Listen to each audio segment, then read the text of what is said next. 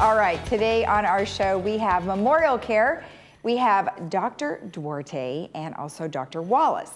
And we talked to them extensively about things that are going on at the hospital. Now, we do have a meeting today. We have the third board mutual meeting, and that will be virtual, and that'll be at 9:30, and it will immediately follow ThisDay. Now, to participate in that meeting, you can go to Laguna Woods Village LagunaWoodsVillage.com/meetings. And during the meeting, you can email your questions to meeting@vmsinc.org, or you could phone your questions to 949-268-2020. Now, of course, you can only do that during the meeting while it is going on. All right, let's take a look at our resources in which we normally share with you. We've got the OrangeCountyHealthInfo.com site where you can get all of the numbers, COVID-19 per city, per zip code, and then yesterday we showed you a couple of other nice new charts and graphs that they have, so check that out. Go to cdc.gov for staying healthy with COVID-19, and then covid19.ca.gov will assist you in learning about the governor's opening plans for California. They do have a new hotline. You can call 714-834-2000 for any questions you might have regarding what's happening in California and COVID-19. You can always go to our website, which is LagunaWoodsVillageAlerts.com, and then if you have any questions, you can email them to info@LagunaWoodsVillage.com. Now let's take a look at our weather. We are starting off this morning with a little haze, a little overcast, but it's going to be pleasant today with 80, 64, tomorrow 77, 60, Thursday, 76, 61. By Friday, we're going to heat up slightly, 77, 62, and a lovely Saturday, 78, 65. Our sunrise this morning was 5:56, and our sunset will be at 7:58. And what a beautiful tomato that is. Just everybody's been showing off their tomatoes these days because they must all be just blooming like crazy. Thank you, Joanne Clem, for that photo of your tomato. Very nice. And if you have a photo that you would like to share with us and our community, please email it to LagunaWoodsVillageTV@gmail.com. When we return, we will be speaking with Dr. Duarte and Dr. Wallace from Memorial Care Saddleback Hospital. Stay tuned.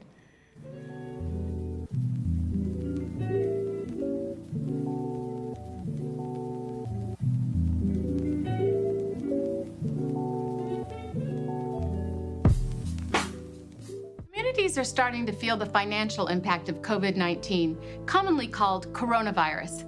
But we want you to know that there is help. We have disability insurance for workers who are ill or medically quarantined due to COVID-19. Paid family leave is available for those caring for an ill or medically quarantined family member, and unemployment insurance for reduced hours or lost work. We're all in this together.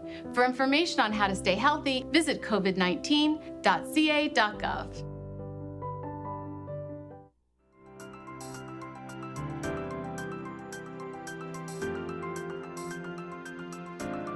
Welcome back. Today I am joined by Dr. William Wallace, who is the Medical Director of General Surgery at Saddleback Medical Center.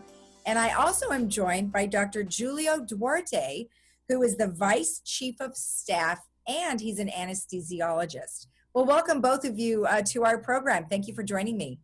Thank you for having us. Thank you, Lisa. Now, there's a lot of folks in our community who are frightened to go to the hospital because of COVID-19. Now, I know that elective surgeries had stopped for a while, and now I believe we can come back to the hospital to start doing that. Although, you know, we have a few people who are a little afraid. So what type of surgeries right now have resumed back at Saddleback Medical Center? I'll take that one, Lisa, if you don't mind. So right now we're essentially cleared by the government to do every operation. So all operations are cleared. The last ones to happen would have been considered the cosmetic surgery, maybe operations that really didn't need to be done, but we wanted to be done, as opposed to operations that should be done and can wait. So since the inception, we've been doing emergency surgery. We've been doing a great job. And a couple weeks ago, we started doing pretty much all of the operations that we've had. We've made a lot of changes. The biggest changes that we've made are that we're testing all of our patients. 2 days before surgery, we have a testing center set up with the hospital. They're doing a fantastic job. It's incredibly well organized. Then we're asking our patients to quarantine, then we're operating on them. And while they're in the hospital, we're wearing masks. We're doing all of the precautions and probably more. And we've been very successful of not spreading the virus to any of our healthcare workers. Dr. Duarte can confirm this, but my understanding is we have not had any documentation of a single healthcare worker getting it from patients. We've had no documentation of patients getting it from healthcare workers or patients getting it from patients. So you could make an argument that our hospital is the safest place to be in this pandemic. Yeah, I mean, it sounds amazing. I mean, you watch TV and you hear so many frightening stories, especially out of New York. We were getting so much information and it was scary. So, Dr. Duarte, in relation to that, that's an amazing concept. So I just wanted to piggyback on what Dr. Wallace said. And, a big point I wanted to get across is delaying medical care has its own set of risks. And you really have to evaluate that. And I'll hate for somebody to be afraid to come to Saddleback and end up on a worse situation rather than coming in. And like Dr. Wallace said, we're early to implement. We're very aggressive on implementing safety measures at Saddleback, all the things that you expect people to do, right? The temperature checking, the wearing, all the staff is wearing face masks and goggles. All the patients are coming in with masks. I'm very proud to say that to this day, after we do contact tracing, there has been zero transmission rate between patient to physician or staff, or from staff to patient. So, like I said, I feel when I go to work, I feel safer than when I go grocery shopping. That's true. Yeah, that's for sure. That's an amazing concept. I mean, I'm congratulations. That is really a testament to what you guys have been doing. And early on, we had talked to the ER department, and they had everything sectioned out. So you guys are really on top of it. That's great. Tell me something. So, Dr. Wallace, you had alluded to the patient. You're going to have them tested for COVID-19 prior to them having surgery. Are there some other things that they can expect that would be different than if they were to come in prior to COVID starting? That's a great question. Right now, we're testing people, and you may be aware, most people are aware, we're restricting the visitors. We're screening everybody that comes into the hospital. You're not allowed to be in the hospital if you don't have a mask. Any temperature or symptoms, people are not allowed in the hospital. So our one, screening process for sure. Number two, all of our entrances are guarded so that we can just ensure that this process is complete. We are letting visitors in on a case-by-case situation, so that's definitely different. And we can't wait till we can open that policy up, but we just want to be safe for everybody. Which reminds me of just a quick story. I was having some flight anxiety for a while, and I had a patient who was a pilot, and I told him, I got to tell you, I've read all about this turbulence. And the pilot goes, listen, I feel safer in the plane than I do in my car. And I think it's the same thing with Dr. Duarte. I feel safest in the hospital. So I've been going to the gym and wearing a mask, not too much grocery store stuff. My wife does that stuff for me, but I feel the safest when I'm in the hospital. I had a partner, he grew a complete goatee over like 2 months. I didn't know. Because you have your masks on. I was like, what? And so that would reiterate. So those are the changes that we're seeing. And it's just been very productive for us. And I feel safest in the hospital. That's awesome. And then let me, so Dr. Duarte, one thing that he was mentioning is in regards to having a COVID-19 test prior.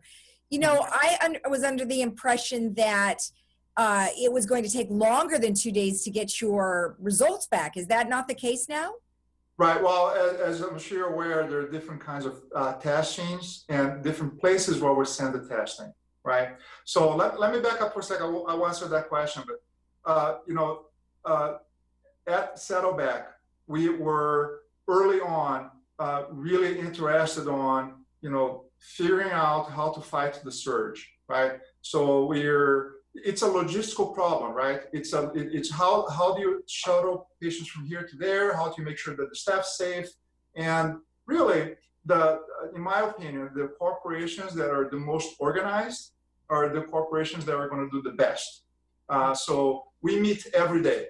9:30, we have physicians, administrators, managers, building engineers, and we huddle together, we talk about it, and we figure out, okay, early on, we were figuring out how do we implement process so when this thing comes our way, how do we fight it, right? And then now we're really moving on the discussion and our attention to now that all those processes are in place, right? When patients come in, which follow the protocol. Now we're going more into how do we come out of this better, right? How do we make it so that Memorial Care and Saddleback is a stronger organization and our patients are safe on the long run. Mm-hmm. So we have in-house COVID testing. We have the Fast Abbott system that can be done fairly early, right? But the other thing that we did is we set up a drive-through clinic. So the patients that have surgery scheduled, they can easily come in, drive through, and have their tests done a few days before surgery. That way we time it right, because timing is important with the testing too, so that they time it right. But then we went one step further and said, you know what? We're going to have all these pre-op patients driving through. Why don't we give them their NPO guidelines? Why don't we give them the documentation that they need for prior to their surgery and do the things that we need to do right on the car? So, I have a feeling this might be one of those things that we might never go back to, the way we used to do the things, because it's working quite well. Right. Well, that's good to know. And when you set up the drive-through, I think that, again, we look at the news and they have piles and piles of cars in a line, but they forget to say, oh, that's not California or that's not Orange County, and they're showing all these other places, and then our people are afraid because they think that's us. So thank you for clarifying that. That's great. In regards to surgeries themselves, has the actual surgery process changed at all, either between the collaboration of the doctor and the anesthesiologist? I mean, do you have to do different protocols because of COVID-19? Cam, do you want me to take that, or do you want to? I think I'll just briefly say most of the changes that we've made are with the anesthesiologists and being safer as far as and the technique that we use that really hasn't. But I'll let Dr. Duarte address some of the changes we made from anesthesia standpoint. Okay. Right. So I'm actually pretty excited. Again, it falls into the category of how do we make this better, right? How looking around at the evidence, how do we get patients to feel more comfortable through surgery? How to perhaps discharge them faster out of the hospital? And like one really cool example is what we're doing on labor and delivery. The cesarean sections are, one of the most common surgeries in the United States these days. And we are now looking into how do we reduce the narcotic use, how do we make patients feel less sick after surgery. So we're doing things like, actively giving them fluids before the surgery while keeping them safe. And there's this new technique called a tap block, where we use an ultrasound guidance and we inject medication on their lower abdomen. And it really cool findings. We did a small study at Saddleback with patients that had C-sections at Saddleback before and after, so there were their own controls. And we found that we're able to reduce the narcotic usage. On average, they were taking about 15 doses of an opioid. We reduced those doses to 2. And then on top of that, we were able to find that people were going home about a day earlier. So again, it's really looking at how to individualize the approach to anesthesia and how to fit that in our current environment. Right, right. It's interesting, even though COVID-19 isn't a great, it's not a great thing and the process isn't wonderful, but what it's done is it's made us take a look at our operations and the way that we, go about our business. So it sounds like you both in all of your departments have really learned a lot. And like you said, how can you make things better going forward? So that's wonderful news to hear. In closing, is there anything in particular that I might have missed or that you would like to mention? Either one of you? I would like to say two short things if possible, but they're not really short, they're long. Just kidding. First of all, most people may not realize, but Memorial Care is part of a huge system. Right. So this all went down. We had people at the Long Beach campus, Orange Coast campus, Saddleback campus. We're part of Memorial Care Medical Group, which has hundreds of physicians, and GMP, which is an HMO.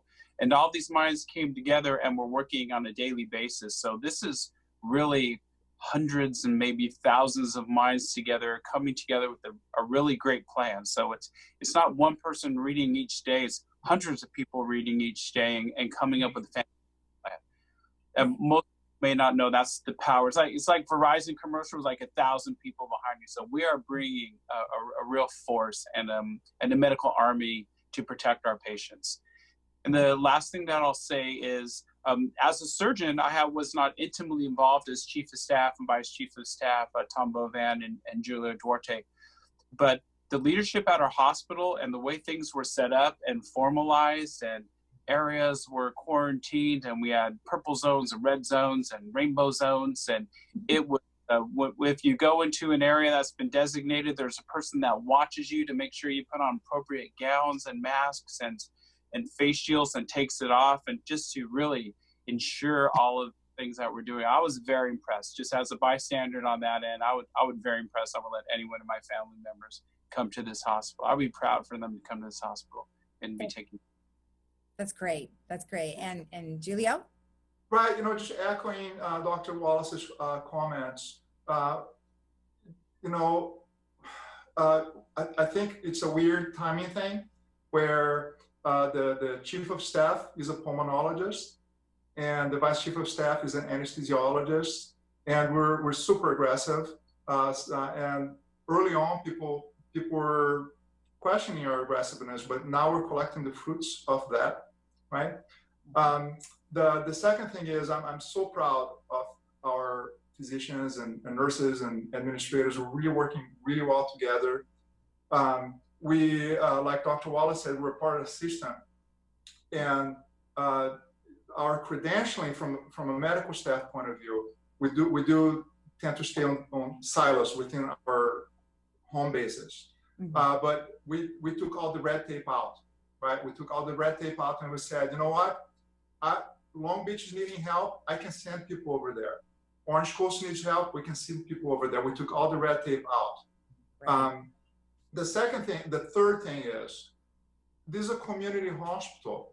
It's not a very large hospital, Saddleback, but it's a family hospital. My family goes there. Dr. Wallace's family goes there. So when people talk about safety, listen, I want to be able, when I work there, I want to be able to send, my kids there, my wife there, myself, if I need to. Exactly. Well, thank you both. Keep up the great work. Zero transmission is really amazing. So definitely keep that going. And I appreciate you both taking the time out of your busy day. Thank you, Lisa. All right. And we'll be right back after this.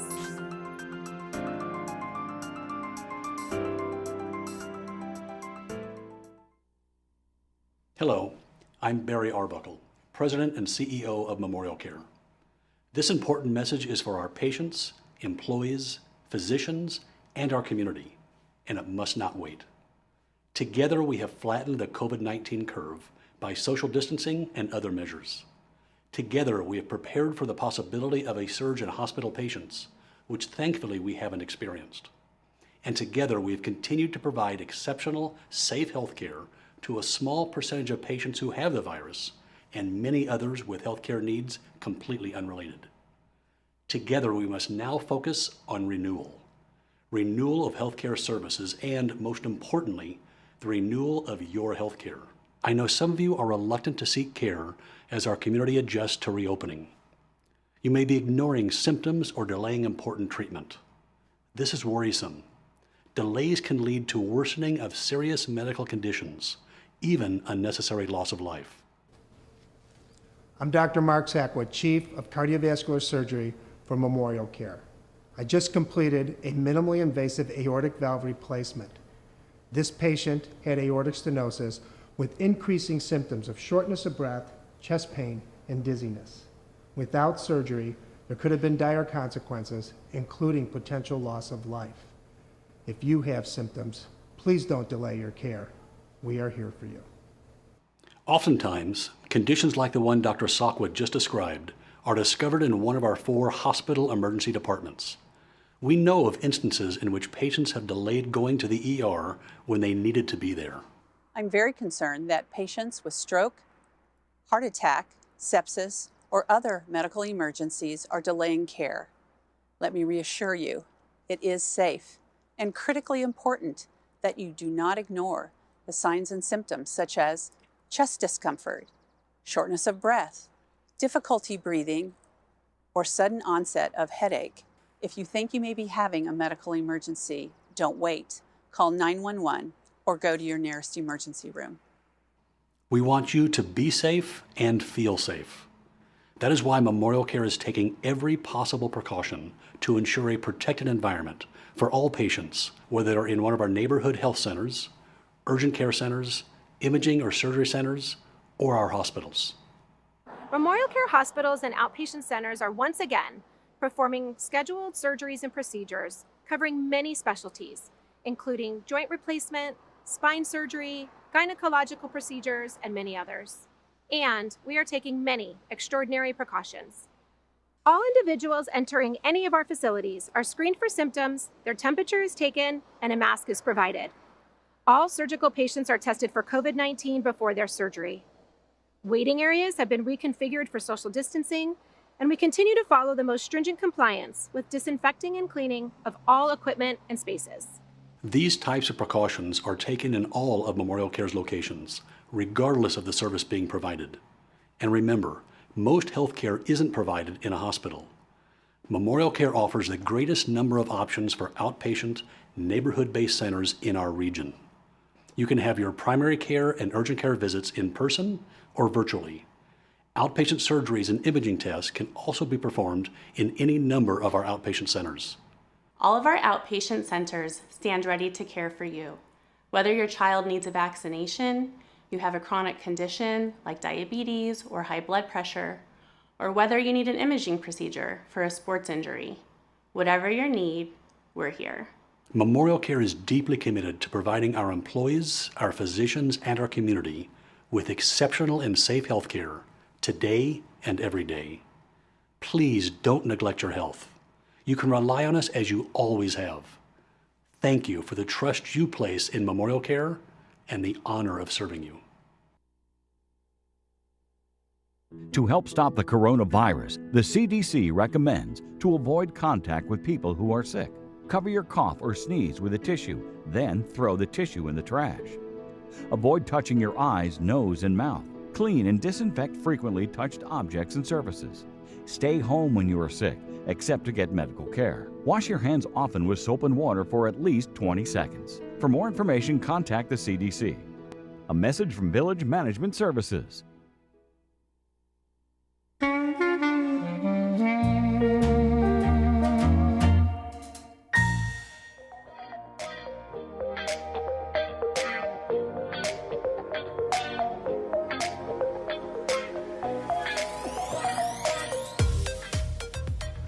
Welcome back.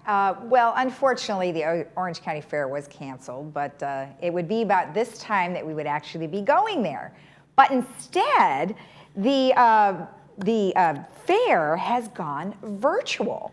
So now it is all online. So from July 17th when it started through July 26th, you can go onto their website at ocfair.com and you can do a whole bunch of things.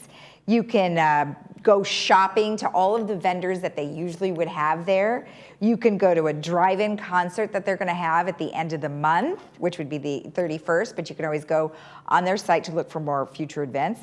And they have some of their contests online. So if you remember when you used to walk through all of those various places, you could go, oh, look it, okay, I'll tell you about that in just a second. But you could go to all of those different types of vendors. Well, now they've put those online. And you can go to the cute piggy cam. This is a live pig cam. Well, now all we can see is the top of the big pig, the mama, but there's about 10 babies. So you need to check back. I mean, you could go back in like 20 minutes and it will change. I did it yesterday and it was so funny. The mama was just laying there and all the babies were fighting with each other, and I don't know, it's entertainment nonetheless. So give it a shout. All you have to do is go to ocfair.com and they have about 5 different sections on there and you can just click right on the live pig cam. It'll take you right to it. So anyway, that's kind of fun. And also I want to tell you about our Equestrian Center. So, as you know, they do have riding lessons, and I believe they are back doing that with, of course, the utmost in security and distancing and masks. And you can call them at 949-597-4275.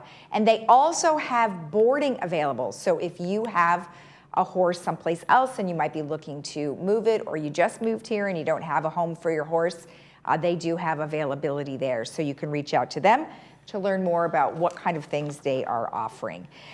We have a virtual recreation resource that we wanted to share with you. So all of the things that we bring you here regarding things to do, we have converted it and put those on our virtual site.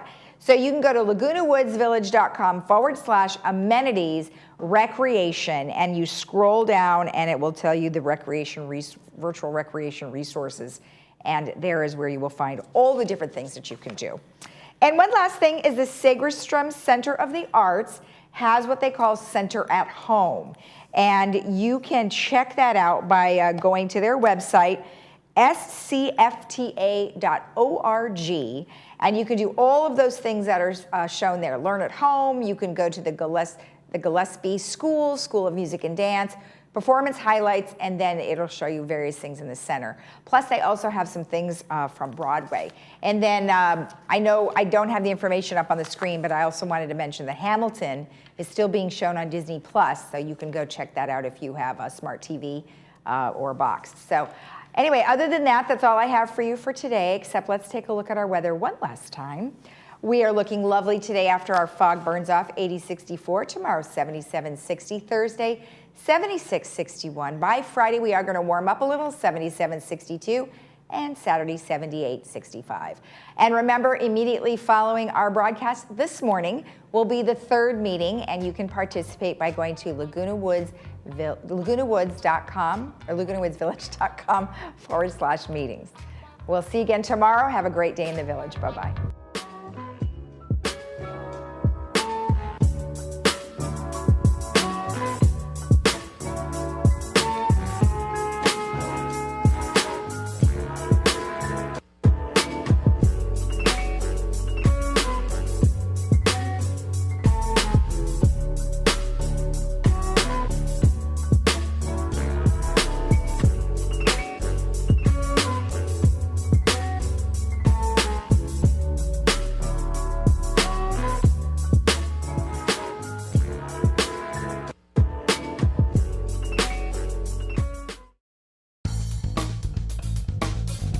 At Harvard Eye, we're so happy to be open again to see you for all your medical and surgical eye care.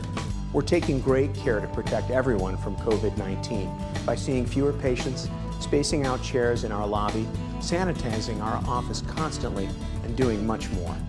The world is changing a lot, but what hasn't changed is we're honored by your trust and confidence and committed to keeping you safe. We can't wait to see you.